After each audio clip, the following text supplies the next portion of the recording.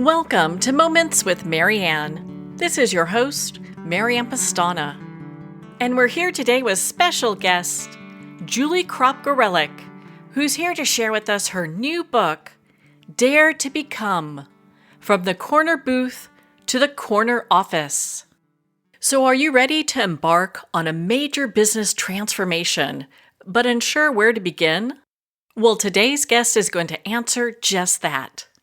So Julie Cropp Gareleck is a respected and trusted leader in business communities that extend from the Northeast to the Southeast, and that includes CEOs and entrepreneurs of small to mid-sized businesses, as well as Fortune 100 companies.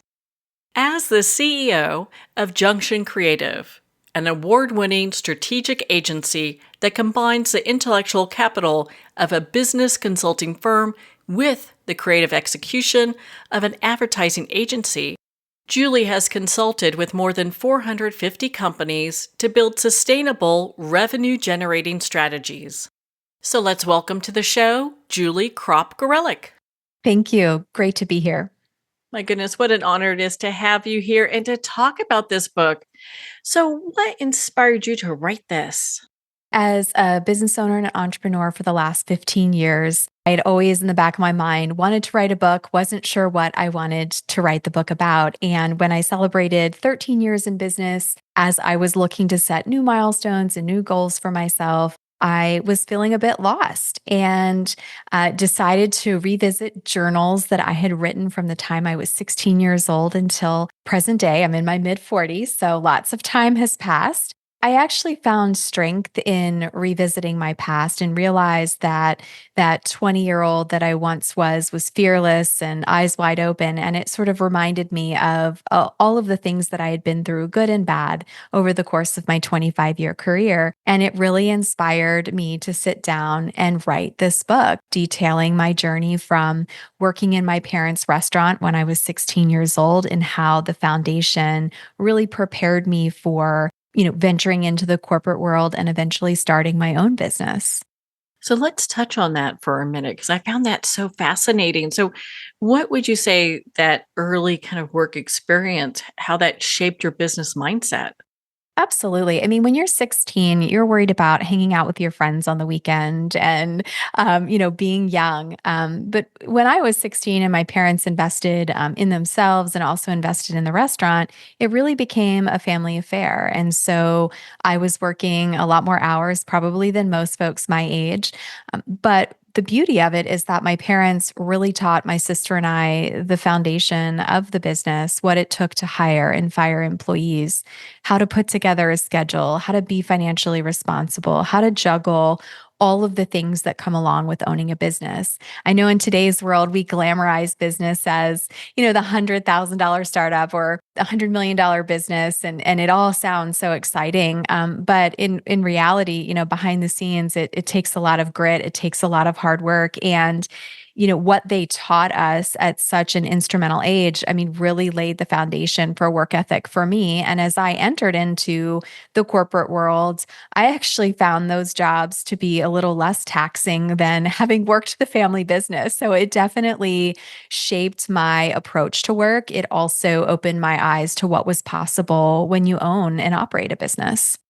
In your book, you share about how your father was that one person you can go to when you needed to make tough decisions and how he was there for you when you decided to quit a job one time.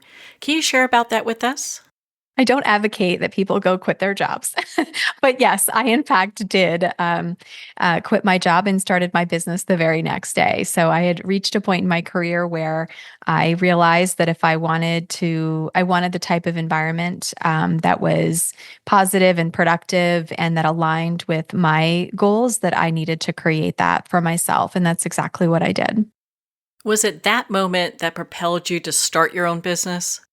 It was. I mean, going into work that day, I truly had no intention on quitting my job. I do think that some of the situations that I had faced, not just in that work environment, but the work environments leading up to this point in my career, I had almost reached just a level of complete frustration. And when I quit, and that's why I say I don't advocate that others just go make that decision, but it truly caught me off guard when I did it. But I also trust in myself. And I know that if I made that decision, that it was the right decision to make. And so, the very next day, after I told my husband what I had done, he was very, very supportive and said, look, Julie, if this is what you want, then you put all of your, work and energy into that. And I did. The very next day, I set up shop in a home office and got my computer system set up, got my to-do list going, and literally started working the business the next day. So you talk about working the business. What type of business is that? So I own a digital marketing agency. We are full service. So we think of anything an advertising agency can provide, whether it's digital, whether it's a website, branding. And at the time that I started 15 years ago, that was before Meta advertising existed, before, Instagram was as popular as what it was. So at the time, we really founded ourselves as a hybrid between a business consulting firm and an advertising agency. So we leveraged a lot of my business strategy background to help clients take a look at what their goals were and help put together results driven marketing campaigns. Certainly nowadays, everyone's doing results driven marketing because everything's measured. But 15 years ago was really the start of our ability to measure the effectiveness of marketing. So much has changed since then. What was your biggest challenge that you faced during this transition?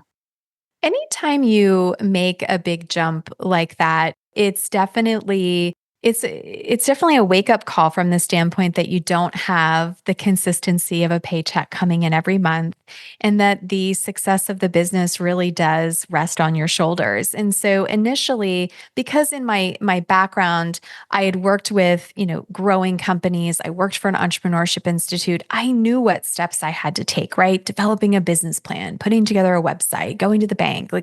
I knew all of the things that I had to do. But I will say, having consulted with over 1,000 companies in my career, it's so much easier to be the consultant than it is to be the person in the hot seat. So I think for me, I was surprised at how hard it felt, because I think it was that reality that this was my business and that, its success was dependent on my capabilities. So I do think that was a little difficult getting started up. But, look, it takes a lot of hard work and grit. And I just kept working the plan every single day until we started to see the results we were looking for. I think that's for a lot of people can be very scary when everything is on them. It's like you are making this happen. And Yes. it's the good, the bad, and the ugly, you know? Yes, exactly. Well, and so you talked about setting up your business plan and going to the bank. So, I mean, how did you manage to, start your startup without going into massive debt?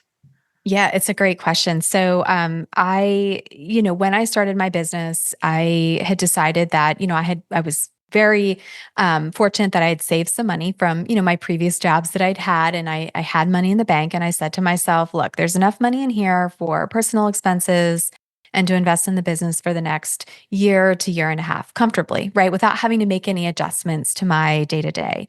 And so when I had shared with my husband what I was looking to do, he is also a very successful entrepreneur.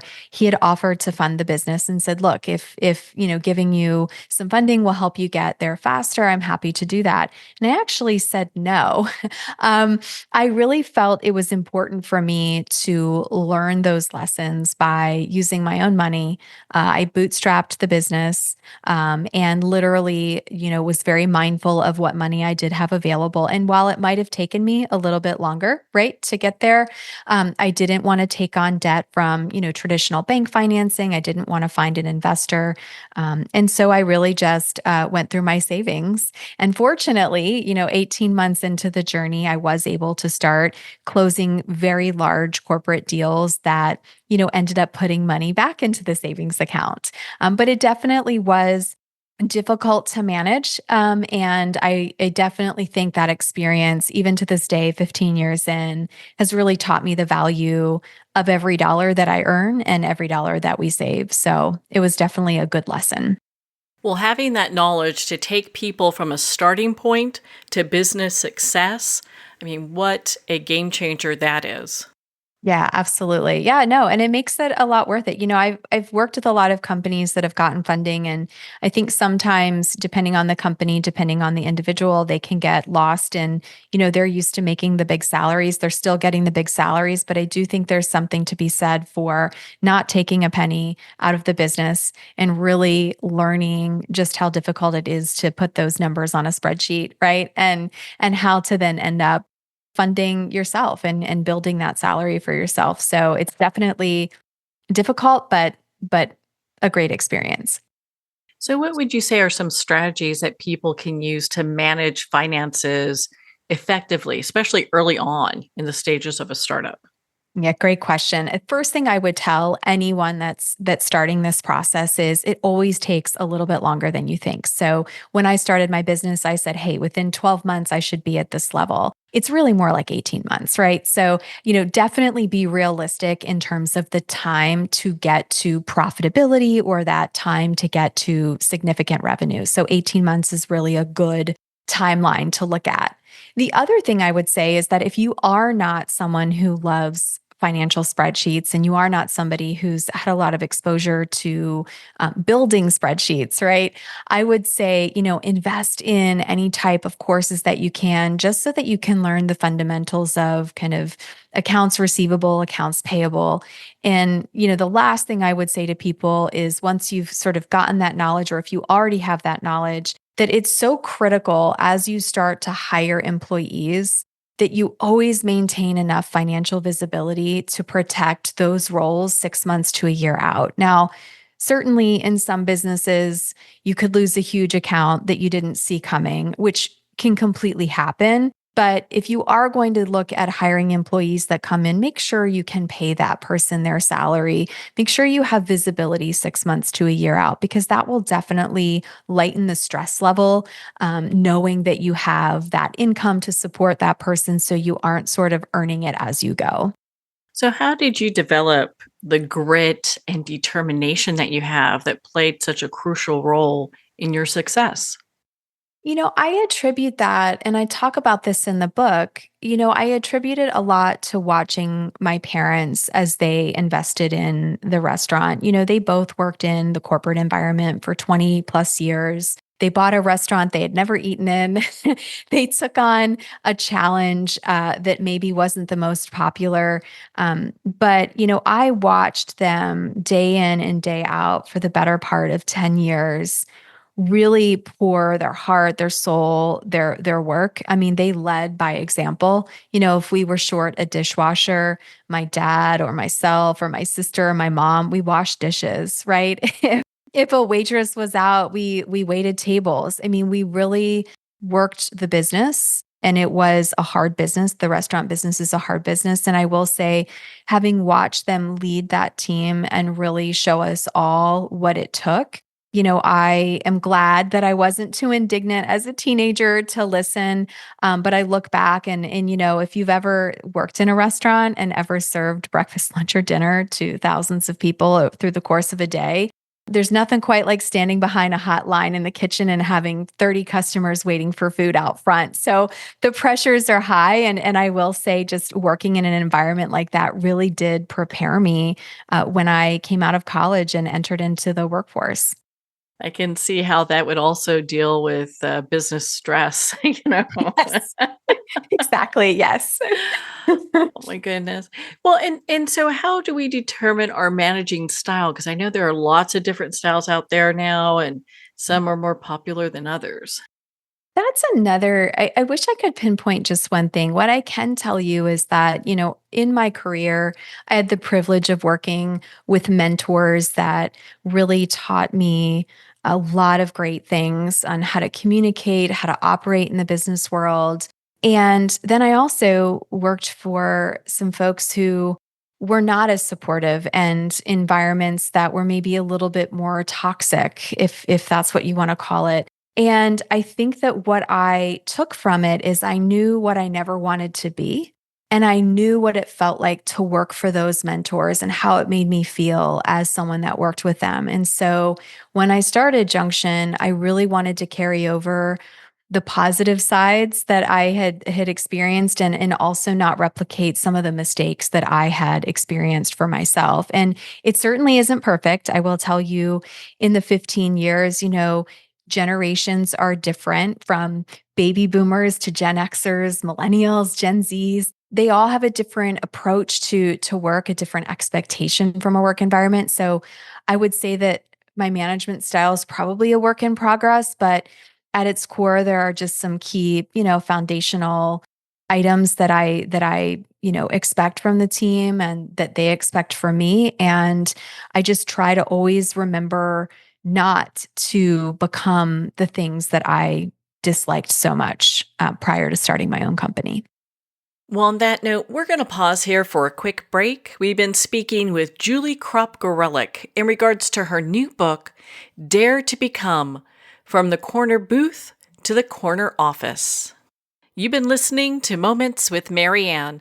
We'll be right back after these messages from our sponsors. Are you an author, speaker, or expert who is looking for more publicity? Visit radioguestlist.com and sign up for free interview requests from shows looking for guests. Radio Guest List is the #1 free booking resource for radio, podcasts, and TV talk shows who are looking for experts like you right now. Visit radioguestlist.com and sign up today to get the visibility you deserve. There comes a moment when you realize you're somewhere special.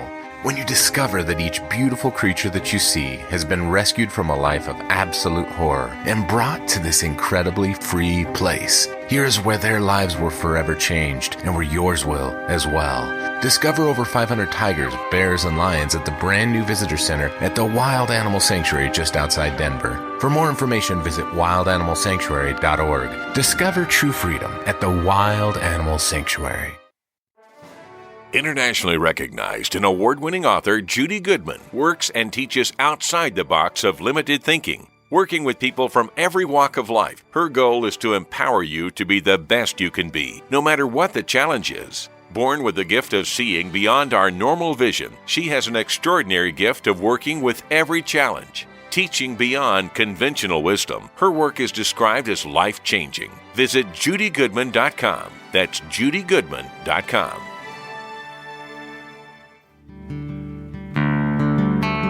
I'd like to thank Jason Eastwood at Guitarfulness for sharing his inspiring music and talent with us.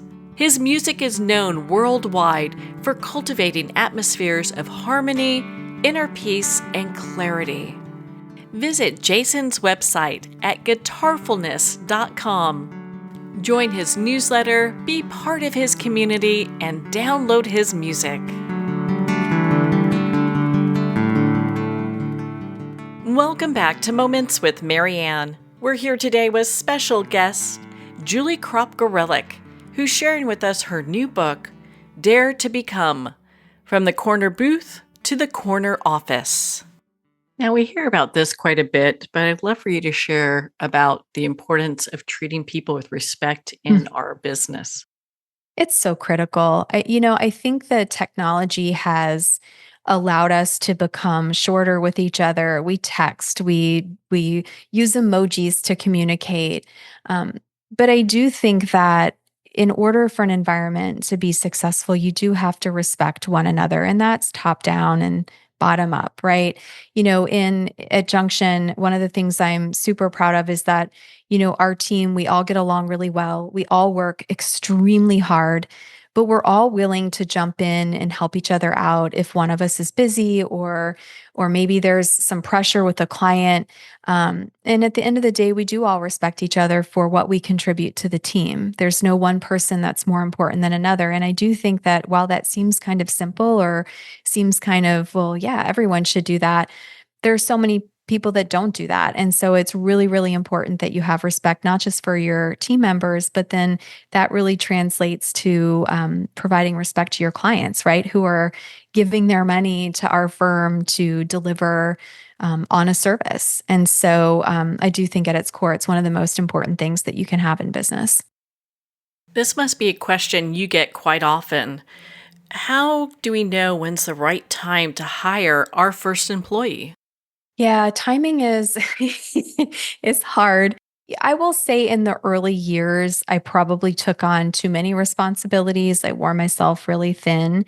As you look at the business, if you find that you reach a certain place in your business where you can no longer do absolutely everything. And so it's really important to put down on paper the types of resources that you think you might need, the type of individual that you're looking for, and also be pragmatic, meaning that, and I see this a lot where folks think that they can hire a CMO, a chief marketing officer, they can hire an SEO specialist, a website developer, all in one person. And the reality is it takes multiple people to do those things really well. So it's important to identify the role and what those responsibilities will be. And then, as I touched on earlier, once you have visibility for that role for 6 months to a year, that's typically when you have kind of a good case to hire that employee. The last thing you want to do is be super quick to hire someone not knowing exactly what they're going to do and understanding that you can't expect one person to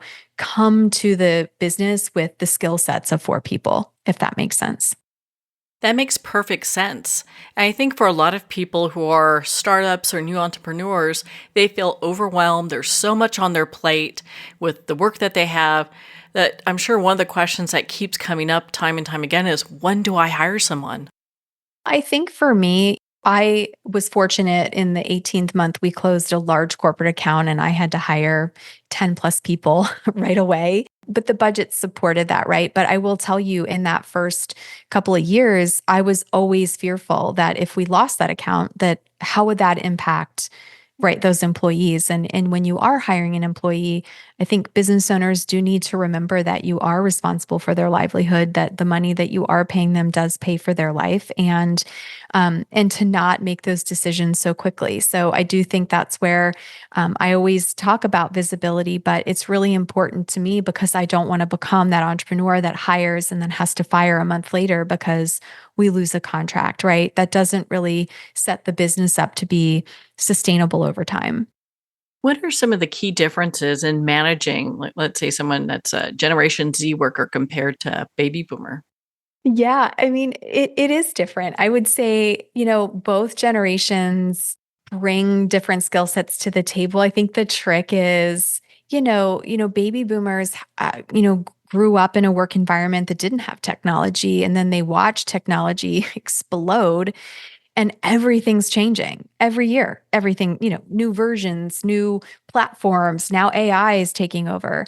So, I think when you're looking at baby boomers or Gen Xers, they've been in the workforce for 25 plus years. And so when you're managing those employees, it is important to acknowledge the expertise that they bring, and that while some of their methods might not necessarily be the latest and greatest, tech driven approach, that they can teach us a lot about business and communication. And then, millennials or Gen Zs, they definitely bring a different set of skills to the marketplace. I mean, they grew up with technology, right? I mean, they've had it since the time they could hold a device in their hand. And so they can teach us a lot about how to use technology to get there faster.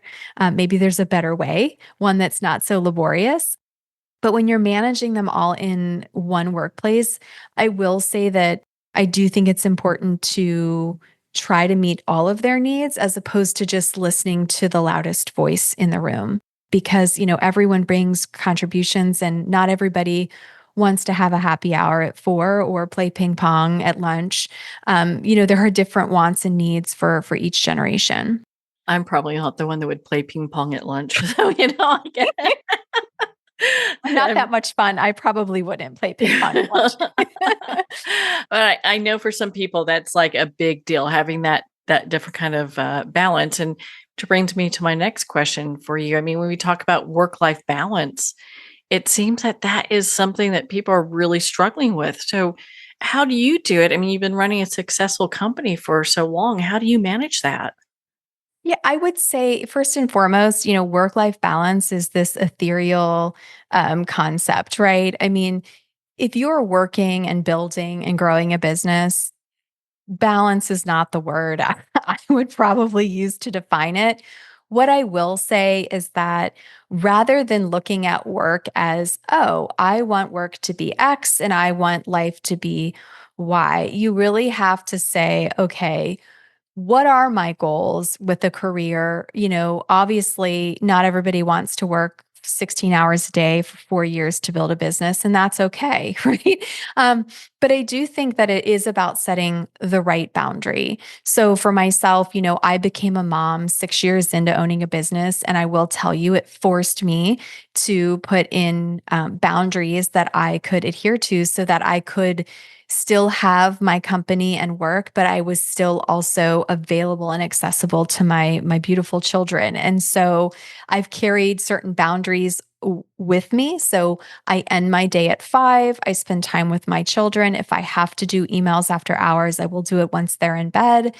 And I've just kept that balance, if you will. I will say there are some times where it's not a completely balanced playing field, but work isn't by design supposed to be easy.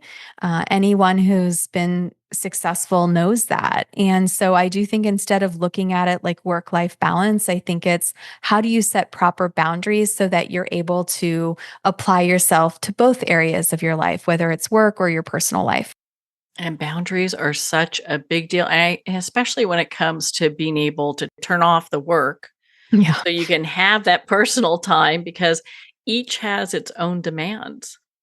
It does. And I think that, I have some of my best ideas when I'm on vacation, right? When I'm not working because my mind is able to kind of think and aspirate and think through, what's next.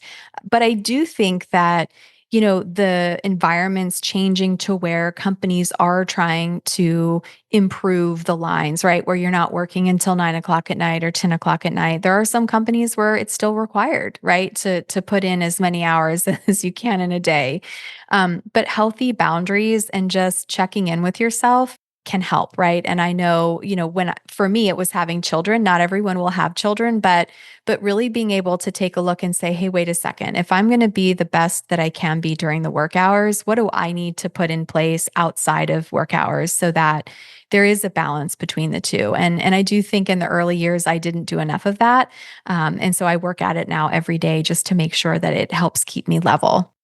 I also think work-life balance wasn't a thing like 15 years ago either. So, I think it's funny. I want to say that I forget if it was there was a prominent CEO. She had come out and she had said, "Look, if you're working to achieve goals and you're a CEO or you're an entrepreneur, you're trading off something else. And if you're a mom or you're a wife or whatever that may be, you are compromising on a regular basis, right?" And so to your point, when everyone says, "Yes, but I want work-life balance," I'm like, when have we ever had work-life balance? I don't know that even when I was a child in the 70s and 80s, I don't remember my parents having a complete balance either.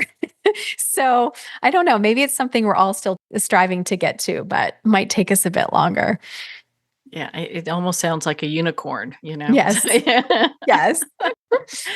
Well, and with all the work experience and just the experiences that you have having your business, was there a mentor that played a huge part in your journey?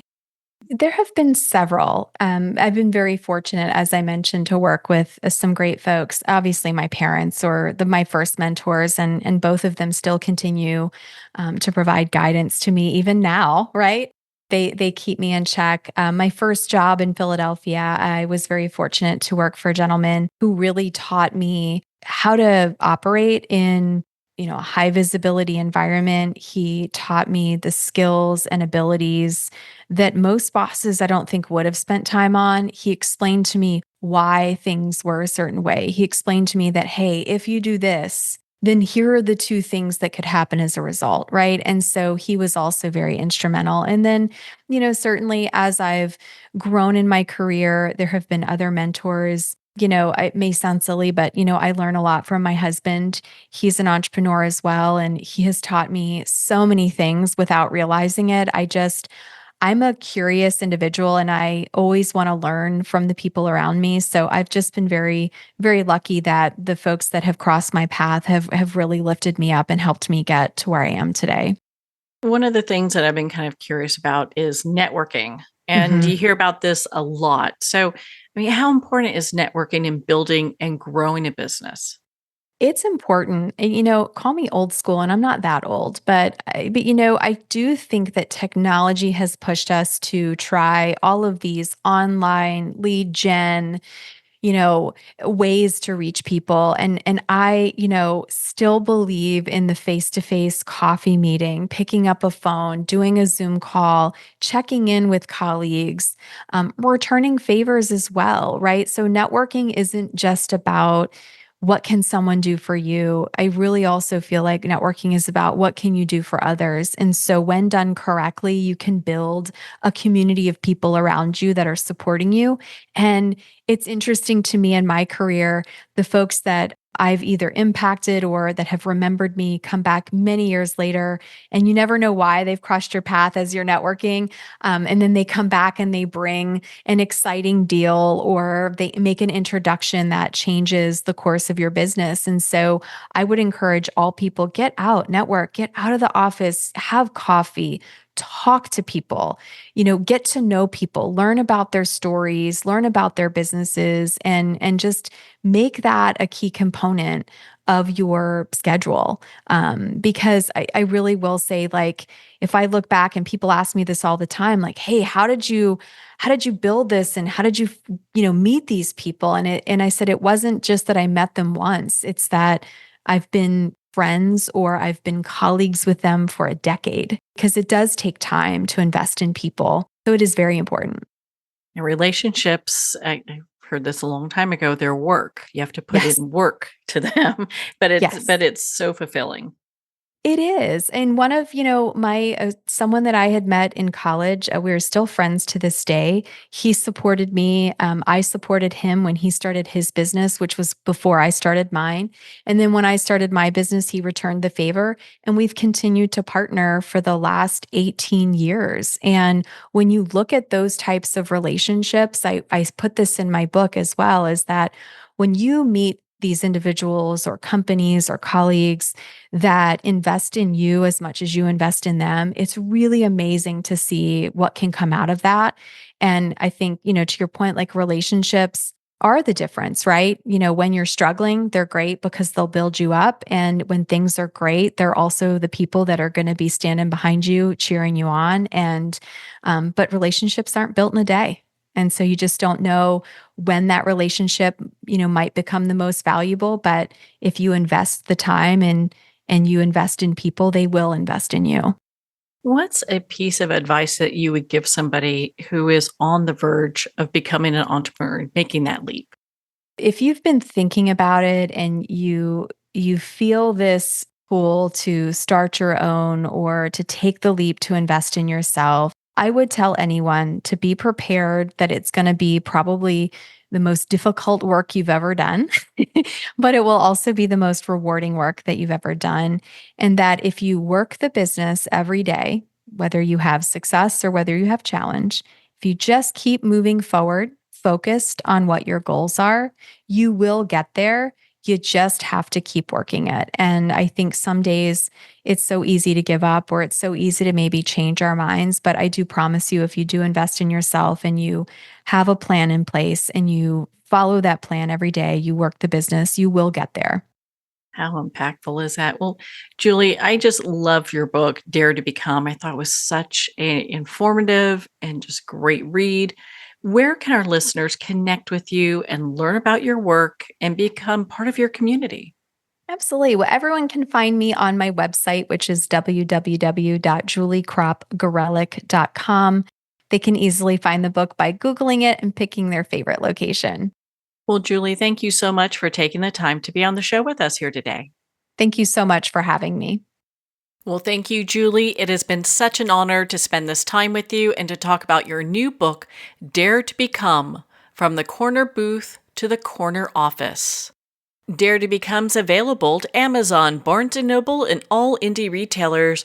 And remember, support our indie bookstores. If you don't see it on the shelf, just ask for them to order it. Well, we're at the end of our time today. I'd like to thank everyone for tuning in. You've been listening to Moments with Marianne, where we Make every moment count.